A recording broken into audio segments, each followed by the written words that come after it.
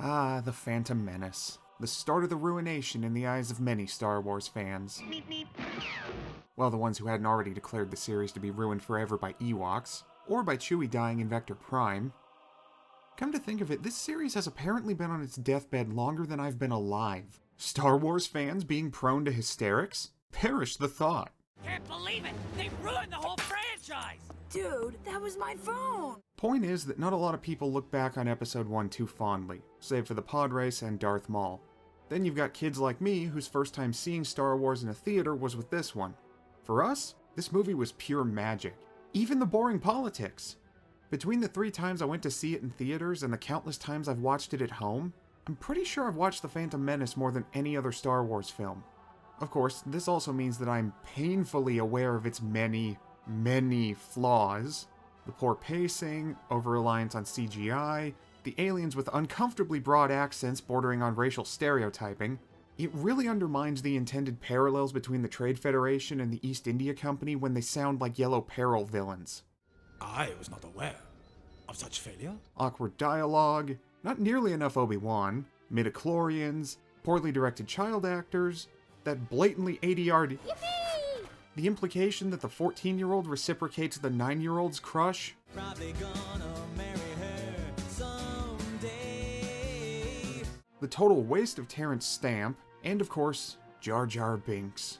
The worst thing to ever happen to Star Wars until the next worst thing. How rude. I don't actually have nearly as much of a problem with Jar Jar as others do, but people get real nettled when you don't criticize the character. Personally, poking fun at Jar Jar lost its fun after learning how deeply the backlash affected Ahmad Best. In spite of all its flaws, though, I can't help but love The Phantom Menace for igniting my imagination the way it did. To be sure, I even marathoned both the original trilogy and the prequels recently to confirm my opinion hadn't changed.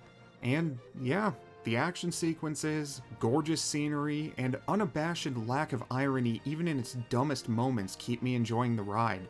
It's by no means the best Star Wars film. If I was ranking the first 6 from a purely critical perspective, Phantom Menace would only be above Attack of the Clones, the actual worst prequel movie. However, it remains my personal favorite Star Wars movie, if for no other reason than nostalgia. Which brings us to today's subject, the N1 Naboo Starfighter. The first time I saw this Ferrari of starfighters, well, I think Lego Vader sums up my reaction pretty well. The N1 Naboo Starfighter, an old Republic classic. Pristine! Still has the chromium undercarriage. I must fly it. So imagine my delight when, following my latest rewatch of Episode 1, I remembered that there were 2 different games centered around the good old N1. Star Wars Episode 1 Battle for Naboo, and Star Wars Starfighter. Even better, Battle for Naboo was made by Factor 5.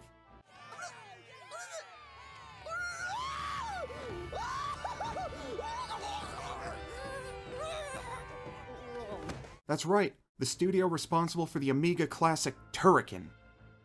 Oh, and some forgotten series called Rogue Squadron. Not sure if that means anything to anyone.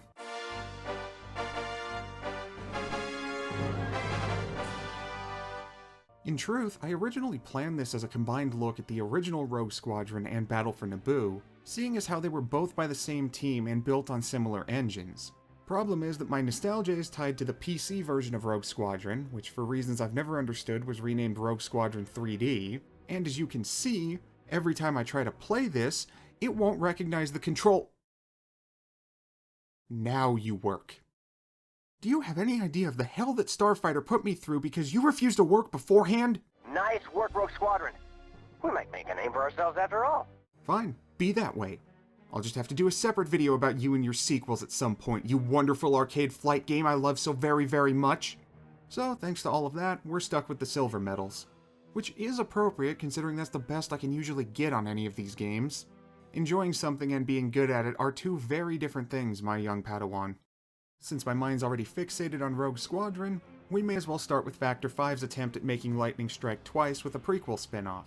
Battle for Naboo also came out a year before Starfighter, so there's that too. Yes, that was my second guess. Released in 2000 for the N64 and early the next year for PC, which is the version we'll be looking at for this video because it was $10 cheaper off of eBay, Star Wars Episode 1 Battle for Naboo, as taken from the Journal of the Whills, Saga 2 The Prequel Wars, puts you in the fashionable Naboots of Lieutenant Gavin Sykes, aka Bravo 10, aka this guy you see for 2 seconds in the movie.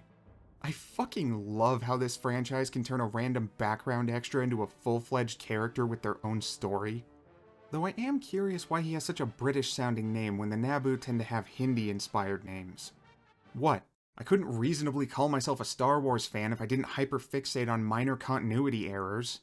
We follow Lieutenant Sykes as part of the Homefront resistance against the Trade Federation while the Queen is off inadvertently helping the Sith take over the galaxy, which works out great, the Homefront resistance part, as another one of the issues with the Phantom Menace is how much is said about how the Naboo are suffering under the Trade Federation's boot while showing absolutely none of it. Theed looks to be just as much the glistening city on the hill at the end of the movie as it does at the start. Even simply having some damaged buildings and visible smoke would have done wonders for the impression that the Trade Federation were actually doing anything besides just standing there menacingly. Here we get a better idea of what they were actually up to.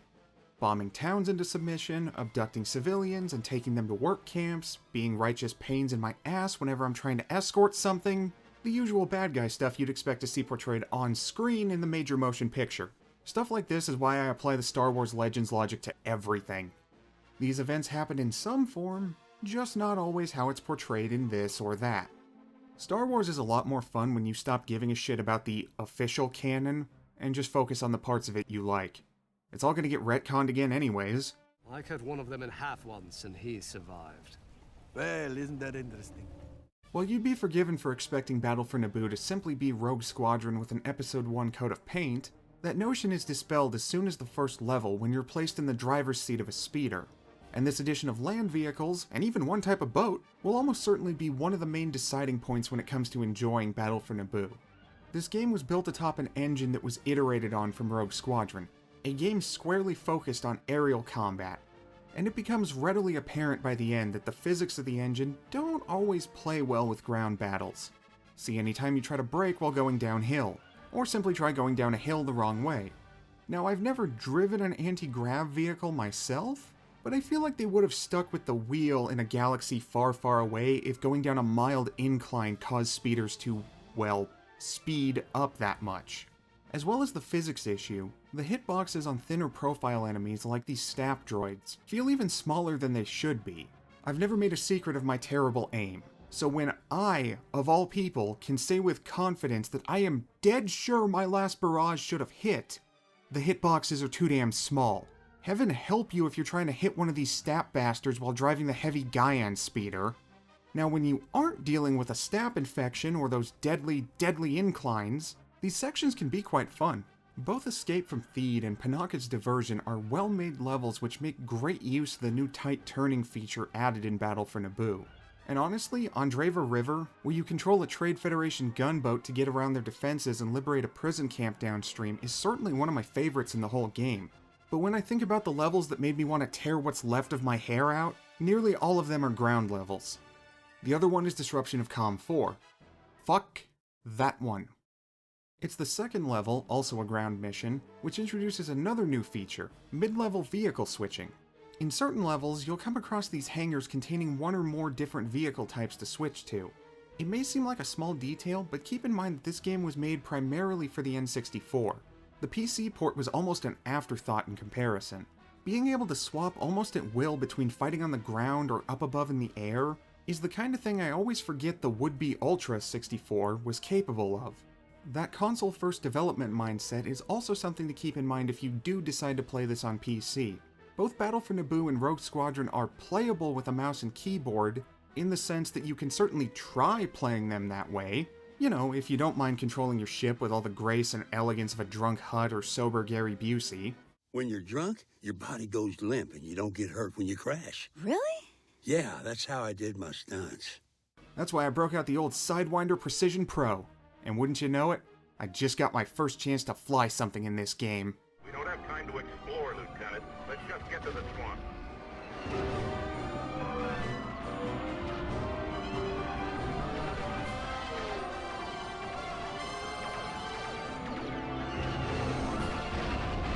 Oh yeah, that's the good shit.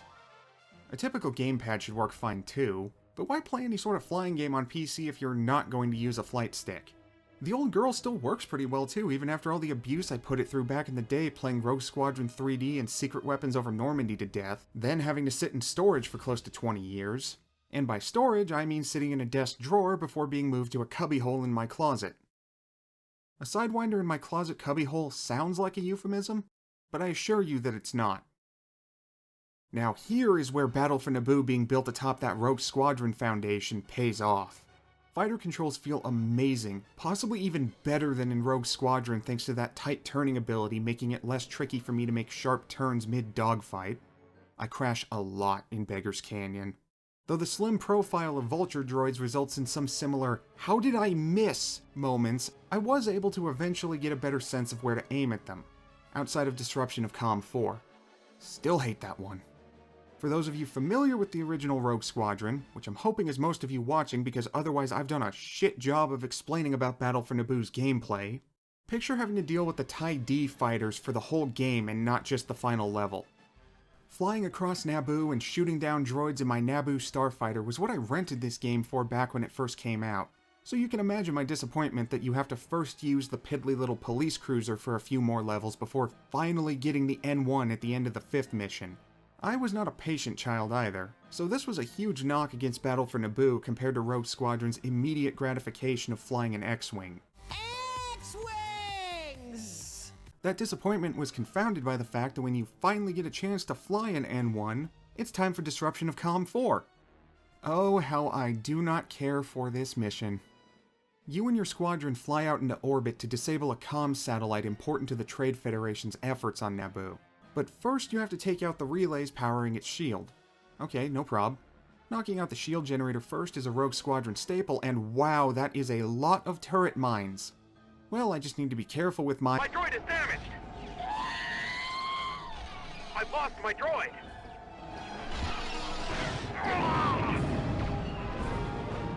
Okay, so I have to deal with infinite waves of droid starfighters flying in enough numbers to totally wreck me in seconds if I'm not careful, on top of the turret mines chasing and or shooting at me from every direction. Who wants to bet that these relays have a ridiculous amount of health, too?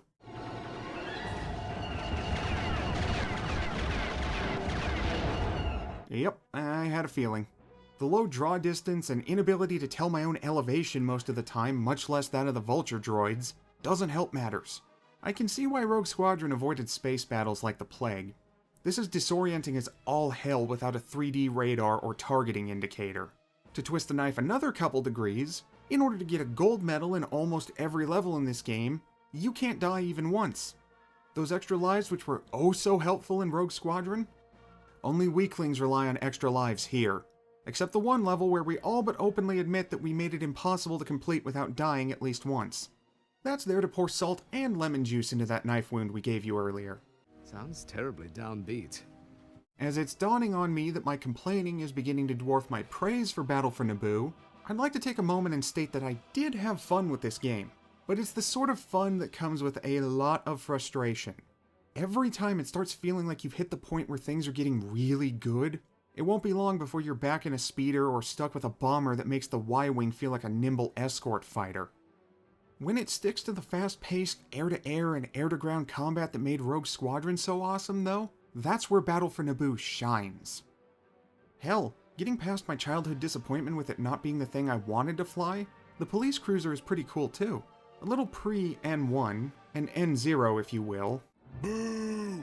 to get you prepped for the real thing with a sweet blue and silver paint job.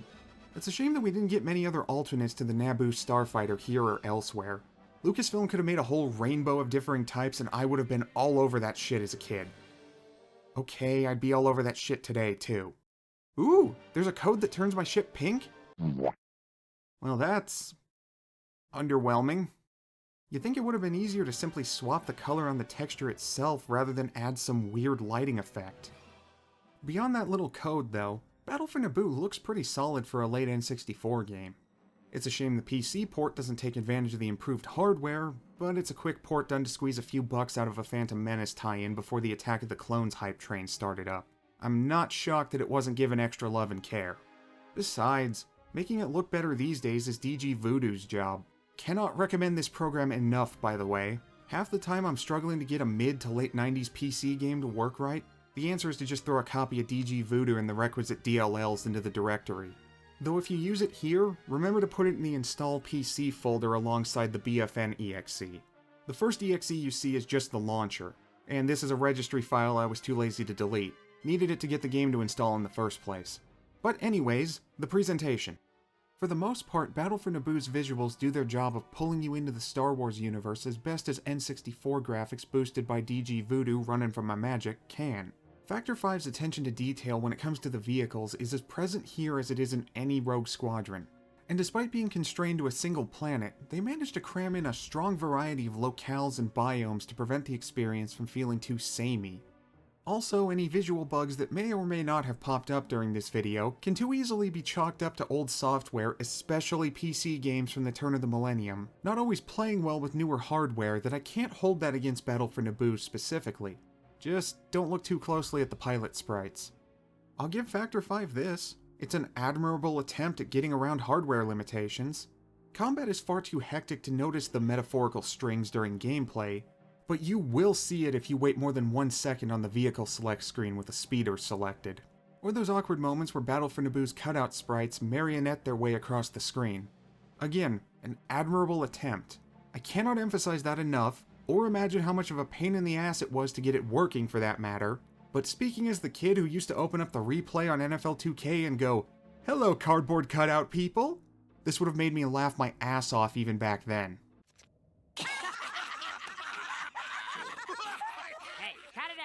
On the audio side of things, we've got the typical good to great sound design you'd expect from a Star Wars game.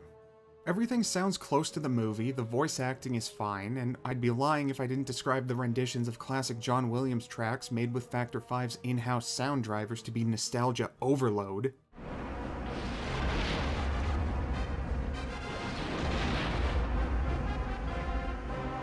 Between this, the rest of Rogue Squadron, and Turrican, I want to do a video on it at some point, but in the meantime, seriously, play Turrican.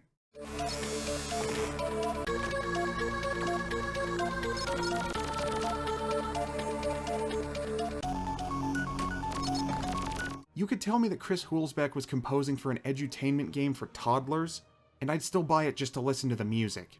Finally, we come to the story, and I have no strong feelings about it either way. It's an excuse plot to justify why you're flying around the planet shooting droids. As I said earlier, it's nice to actually see what the Trade Federation were doing during their occupation of Naboo, but the rest of it is just sort of there. We get a brief subplot of working with a Hutt and his gang against the Trade Federation, but that's over with faster than you can say never trust a Hutt. Curse your sudden but inevitable betrayal. Mine is an evil laugh. For lack of a better term, Battle for Naboo has the stereotypical video game story of the time. The narrative is present, but you'll forget it the second you're done playing. So instead of ragging on a story that was never meant to be anything more than a way to string the missions together, let's take a look at the secret levels. Just like in Rogue Squadron, Battle for Naboo has 3 secret levels which can be unlocked by achieving bronze, silver, or gold medals on every preceding level. And I tried to do this legit, I really did. But yet again, it was that bastard disruption of Com 4. I could either get par time or score the necessary kills for gold, but never both. Fortunately, there's a passcode for inept players like myself. By the way, Internet, this is the proper code to unlock the final secret level. Everywhere I looked adds an extra R in there for some reason. That I appear to be the first person to have ever noticed this is a testament to how forgotten Battle for Naboo is. Now, on to those secret levels. First, for achieving bronze on every level, we have Trade Federation Secrets. Basically a point defense mission where you have to defend a squad of commandos from waves of droid attackers until they can be airlifted out. Nothing too special. The worst part is escorting the rescue ship at the end, where you need to be pretty quick on the draw to take down the vulture droids before they do too much damage. Next, for achieving silver on every level, including Trade Federation Secrets, is Coruscant Encounter. Here, you're inexplicably on Coruscant and have to chase after Darth Maul as he flies around like a jackass in his Sith infiltrator. Absolute misery.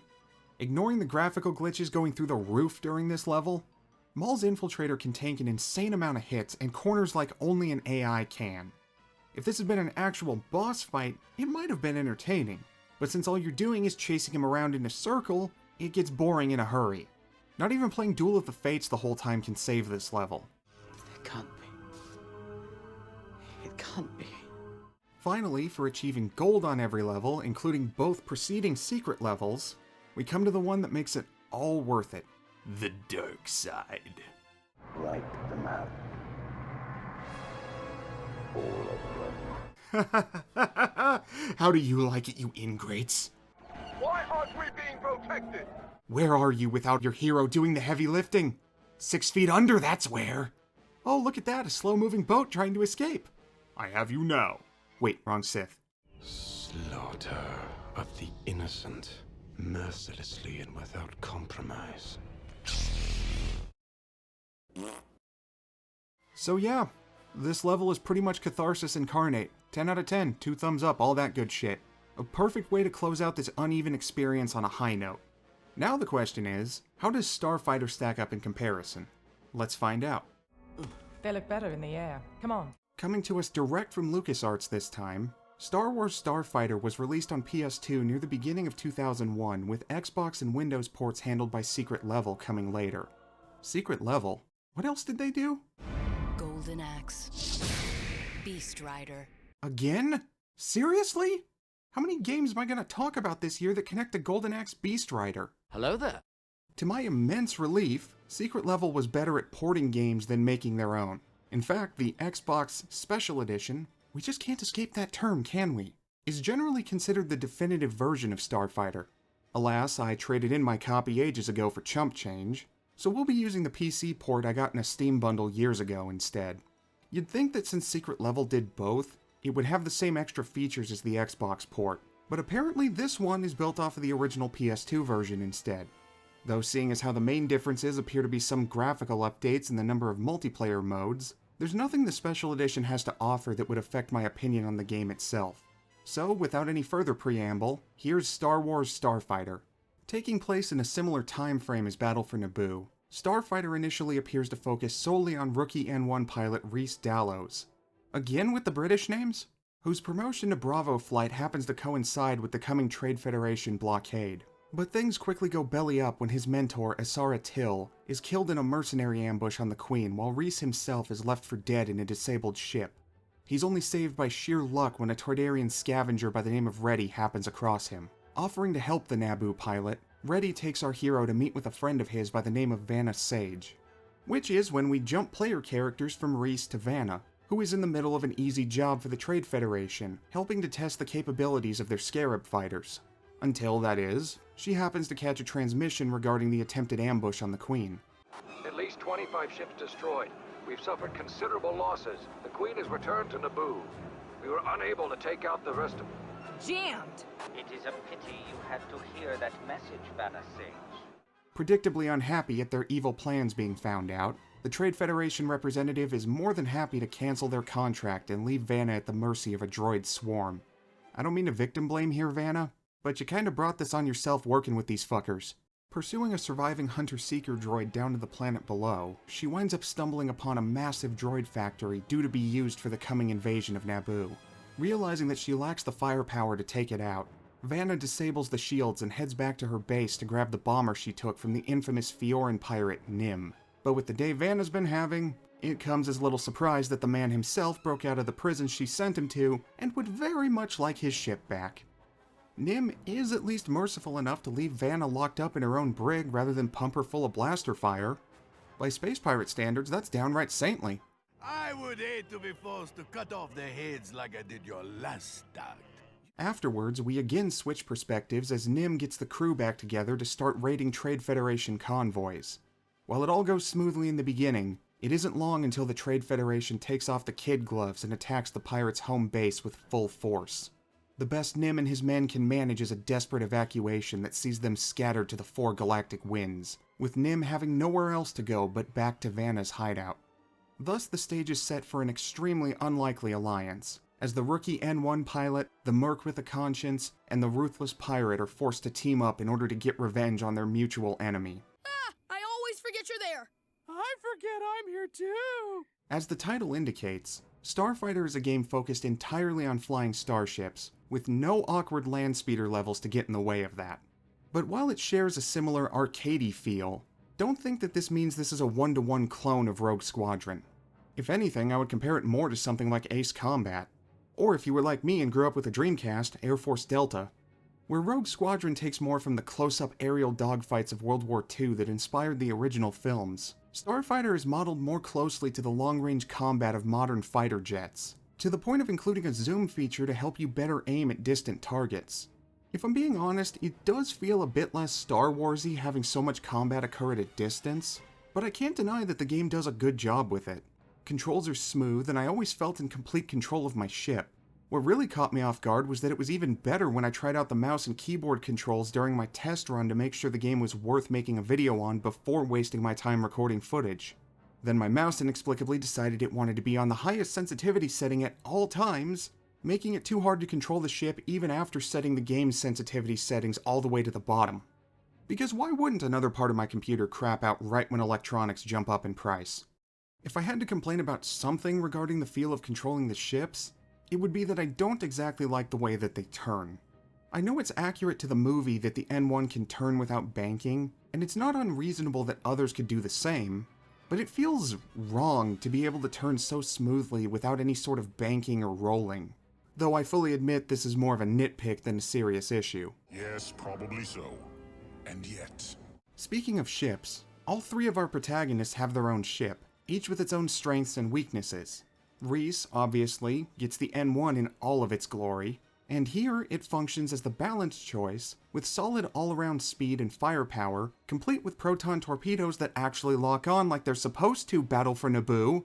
You had no problem giving them lock-on in Rogue Squadron, so what the dickens, Factor 5? What the dickens? Next, we have Vanna's Guardian Mantis.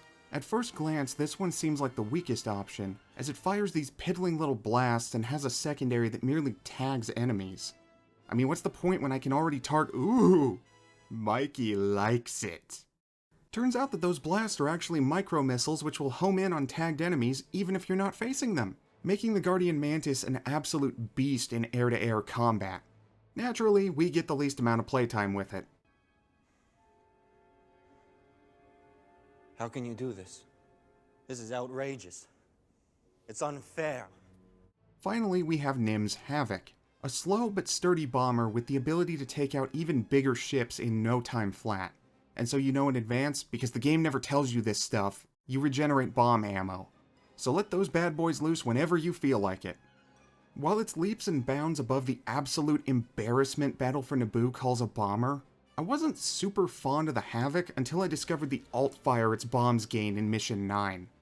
The first time I did this, it was a miserable go-round, because again, Starfighter never tells you this stuff. All you get is a voice line talking about a bomb upgrade, which is all too easy to misinterpret as simply meaning that your standard bombs are now stronger. Yeah, with the plasma scourge. Just wait and see what I can do with them. But when I did discover that I could hold down secondary fire to charge it, well, just watch.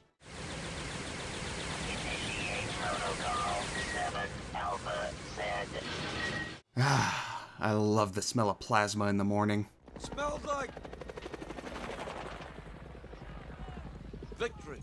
Soon after, I realized that meant Reese's N1 likely had one too, as an earlier mission talked about experimental torpedoes. Lo and behold, cluster photon torpedoes that'd make a Valkyrie pilot shed a tear of joy. They're not all that useful most of the time, mainly because it uses 2 torpedoes which don't regenerate like the Havoc's bombs, but damn if it doesn't look and sound amazing.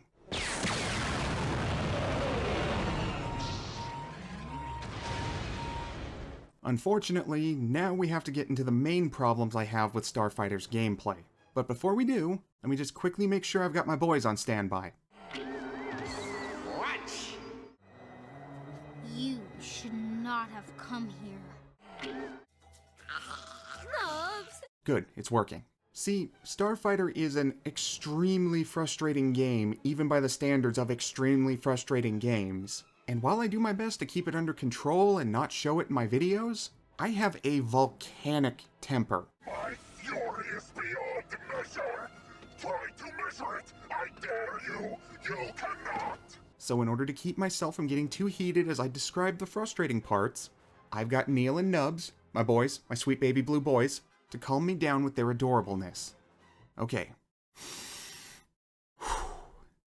Let's do this. For starters, did they have to make the camera shake so damn much when you get shot?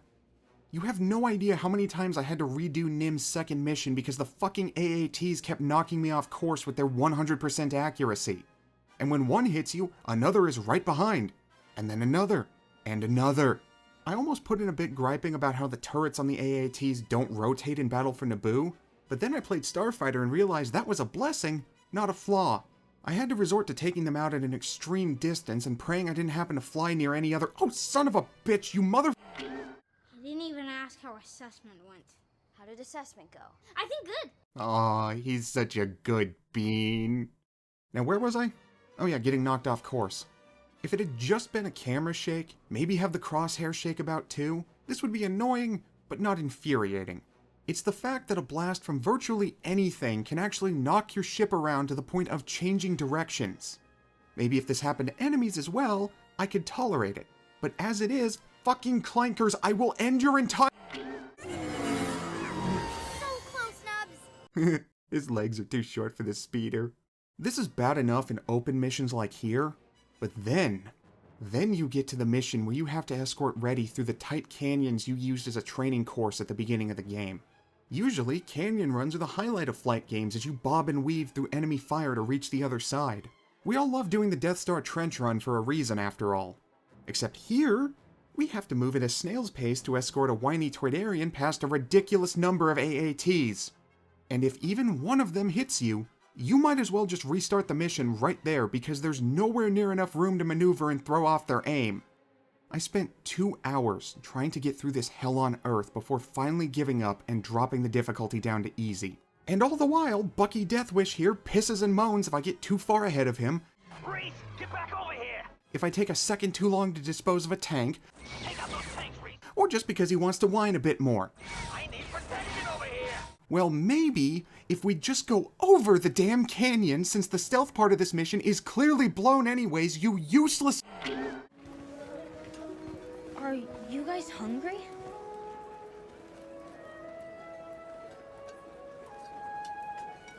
Oh my god, he's such a precious soul! At least after that, I was able to bump the difficulty back to normal. Until the final level. We don't really need spoilers for this, right? It's an Episode 1 tie-in focused on starfighters. It's gonna end with the droid control ship.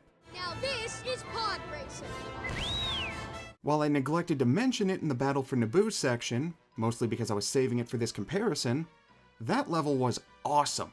Exciting from start to finish with just the right amount of challenge for the climactic battle without being so tough that beating it feels like a relief rather than a triumph. Starfighter gets so damn close to the same before the final boss, the merc who killed Reese's mentor Asara, shows up.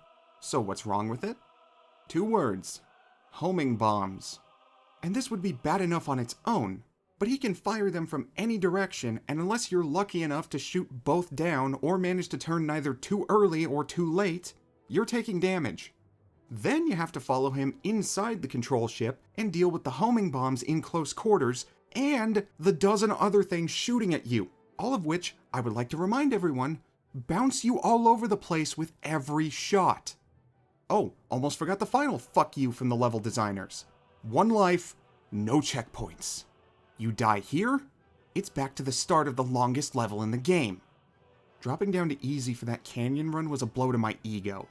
Here, I don't give a shit. I just want to be done. And if I hear Reese eulogize Asara one more time, I will do something not advertiser friendly.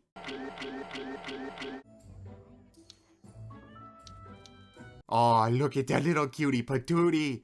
He's just the happiest little Jedi gardener, don't you know? With the generational gap between Starfighter and Battle for Naboo, it shouldn't be surprising that Starfighter is the one that looks better. For the most part, that is. The cutscenes have aged a lot worse than the in-game assets. Blowing stuff up mid-game is awesome. Watching stuff blow up in a pre-rendered cutscene? Looks like a scene from Reboot or Beast Wars. Well, that's just prime.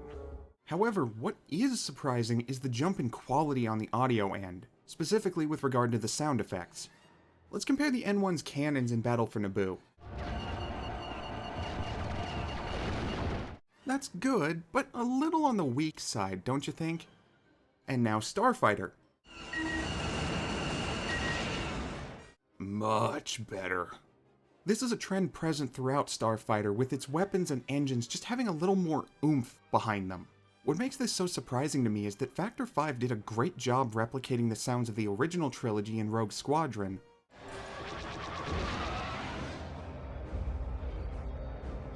and yet doing the same with Episode 1 appears to have been a tougher challenge. Maybe it was a hardware thing? I'm not sure. Either way, Starfighter is definitely the one closest to the movie when it comes to sound design. Voice acting, I would call about even with Battle for Naboo. Feels pretty standard for the time, with most of the usual suspects in the cast. Though interestingly, not as any of the leads. But even there, the only standout performance is Nim's actor, Charlie Rocket. Not before I take a good look at the only person ever put me behind bars. Now I'll kill you. Nim wound up being the breakout character of this game, and with the badass voice Rocket gives him, come on, it's payday. It's not hard to see why. It's a shame Hondo Ohnaka wasn't introduced until the Clone Wars. It would have been fun to see those two pirates have it out. Speak softly and drive a big tank. In a similar sort of even keel with Battle for Naboo, Starfighter, while having a more prominent story, doesn't have enough time to develop its characters or provide any meat to said story before it's time for the final battle. Originally, there had been 23 missions planned for the campaign rather than the 13 we wound up with, and it definitely feels like something's missing. Where Battle for Naboo spends a few missions building up to the droid control ship, Starfighter just kinda goes, and then they retook Theed, and Reese is flying to the bad guy's ship, leaving Vanna and Nim with not a whole lot to do at the end. What really makes me wonder what all wound up on the cutting room floor is the fact that Starfighter was written by Matthew Jacobs, who had previously co-written the cult classic FPS Outlaws with Full Throttle's lead programmer Stephen R. Shaw. Yes, 2 more LucasArts games I need to cover eventually, but more importantly, that game had a much stronger story with a far more memorable cast of characters. That was co-written, sure, but it's hard to believe that there wasn't more substance to Starfighter before the cuts came in. What else? Right, the secret levels. Like with Battle for Naboo, they're unlocked based on the medals you've earned in each mission, and also like Battle for Naboo, I am nowhere near good enough to get gold on these missions. Cheats don't fail me now. There are a fair few more levels to unlock here in Starfighter, but most of them are score attack and survival type missions, neither of which I find all that enjoyable on a good day, much less after the hell that final level put me through. Now the ship unlocks I had fun with, and it only got better with the Sith Infiltrator. This thing is damn near unstoppable, except for, you know, that.